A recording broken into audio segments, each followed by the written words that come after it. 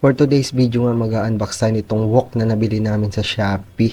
Titignan natin kung talaga bang quality at totoo yung mga reviews na napakaganda daw ng wok na to. Kaya naman napa-order agad kami ni Mrs.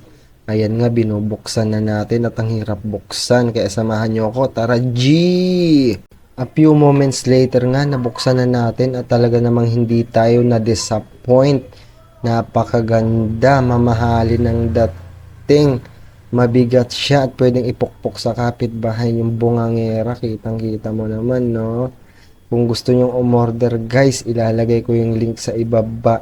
Promise, hindi kayo ipapahiya nitong wok na to. Napakaganda, napakatibay at alam ko magtatagal to. Kaya siguro maraming bumili at recommended siya. Tama nga yung mga nasa reviews.